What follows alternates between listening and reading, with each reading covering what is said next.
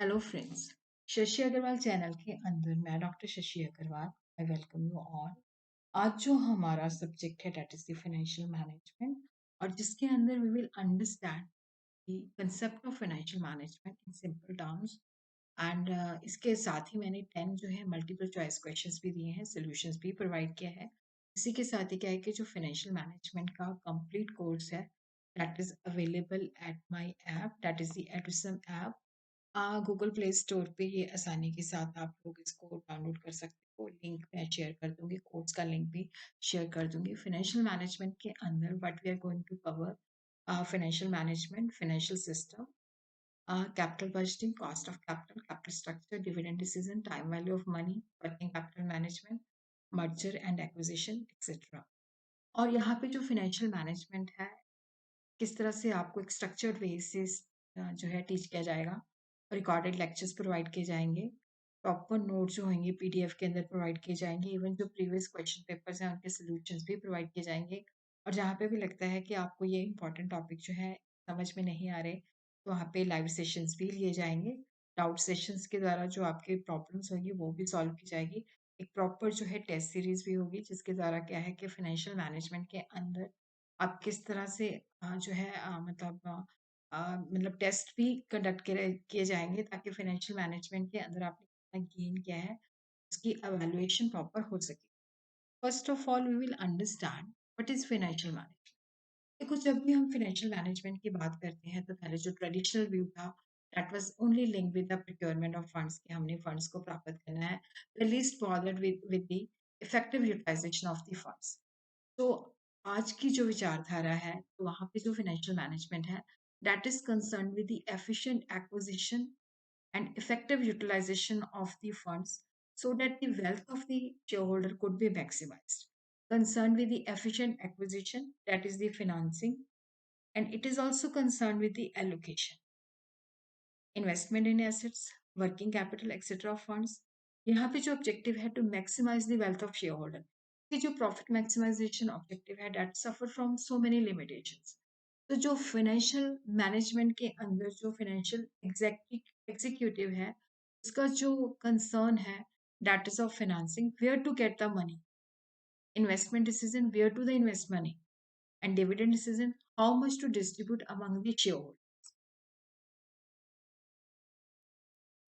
Financial management के देखो दो एस्पेक्ट्स हैं। जो ऑब्जेक्टिव है to maximise the wealth of the shareholder, procurement of funds as well as the effective utilisation of funds, कि हमने फंड्स जो है कहाँ से प्राप्त करने हैं, लॉन्ग टर्म सोर्सेज क्या है, शॉर्ट टर्म सोर्सेज क्या है, फिर उनको हमने किस तरह से इन्वेस्टमेंट करना है, फिक्स एसेट के अंदर किस तरह से इन्वेस्टमेंट करना है, वर्किंग कैपिटल के अंदर हमने किस तरह से इन्वेस्टमेंट करना है, ताकि जो शेयर होल्डर की वेल्थ है उसको हम मैक्सिमाइज कर सकें। Financing function जो है that is the value of the firm, that is concerned with the investment, that is concerned with the financing, that is concerned with the dividend decision. ये तीनों डिसीजन जो है आपस में इंटरलिंक्ड है। जैसे हम पहले एस्टिमेट करते हैं कि हमें टोटल फंड्स कितने चाहिए, क्या सोर्सेज हैं, इक्विटी कितना रखेंगे, डेट कितना रखेंगे, ठीक है। इन्वेस्टमेंट के अंदर हम डिसाइड करते हैं कि हमने फिक्स एसेट के अंदर कितना इन्वेस्ट करना है, क्योंकि प्रोडक्टिव कैपेसिटी जनरेट करनी है, डे टू डे रनिंग के लिए हमें कितने फंड्स रखने पड़ेंगे, वर्किंग कैपिटल को किस तरह से मैनेज करना पड़ेगा। और जब हमारे पास नेट प्रॉफिट्स होते हैं तो वहाँ पे भी have to take the decision कि शेयर होल्डर्स को हमने डिविडेंड के फॉर्म में कितना देना है, और ऑर्गेनाइजेशन के अंदर हमने प्रॉफिट कितना रिटेन करना है, ताकि हम अगर कोई ग्रोथ की अपॉर्चुनिटी आती है तो उसको हम यूज कर सकें। So financial management overall objective जो है that is to maximisation the share value, that is to maximise the wealth of the shareholder. And financial decision जो है that is concern with the financing, investment and dividend decision. और वहाँ पे risk and return को दोनों को balance करते हुए हमें डिसीजन लेना पड़ता है, ताकि हम शेयर होल्डर की वेल्थ को मैक्सिमाइज कर सकें।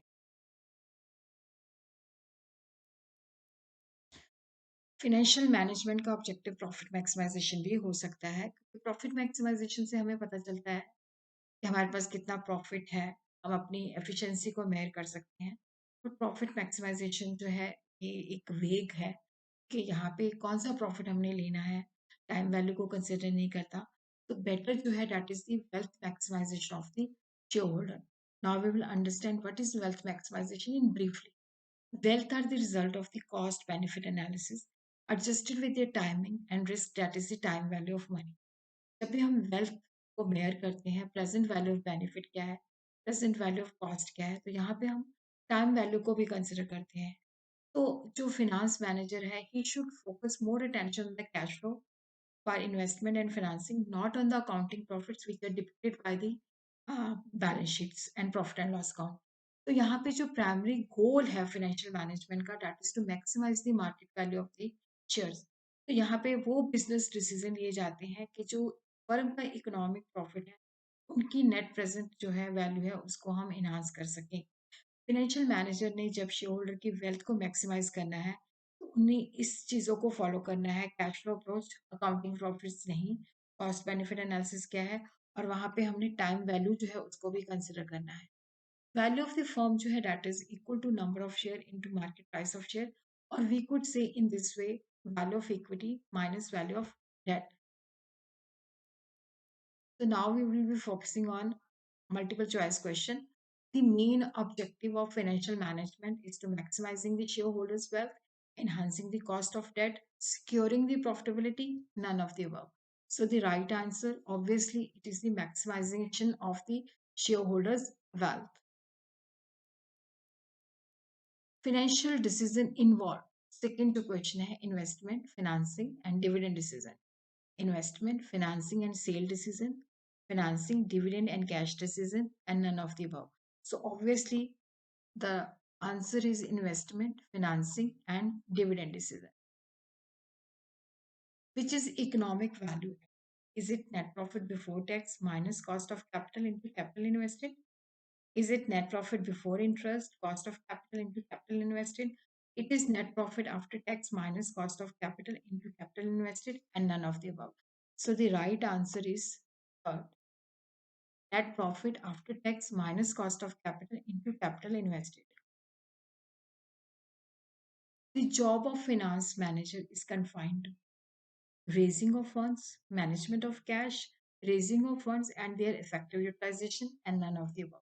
So the right answer is the raising of funds as well as the effective utilization of the funds. The shareholders value maximization hold that primary goal of the firm is to maintain its counting profit, liquidity, market value, and working capital. So the right answer is the market value. कि अगर market value increase होगी तो wealth share holders की maximise हो जाएगी. Which of the following are macroeconomic variable that help define and explain the discipline of finance? Risk and return, capital structure, inflation, and all of the above. So the answer is all of the above. Which of the following need not be followed in measuring and maximizing the shareholders' wealth? Cash flow approach, cost benefit analysis, application of time value, and accounting profit analysis. So the right answer is accounting profit analysis जो है, that should not be taken into account.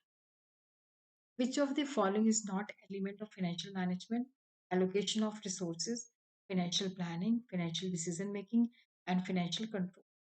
So the right answer is the financial control. Early in the history of finance, an important issue was liquidity, technology, capital structure, and financing option.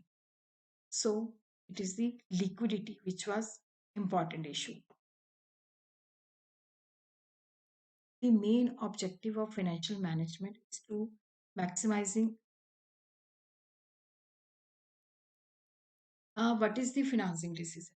Making a decision as to whether or not to pursue a particular strategy, making a decision as to the appropriate method and mix of financing, making the decision whether or not to issue that evidence. So none of the above. So what is the financing decision? Making a decision as to the appropriate method and mix of finance.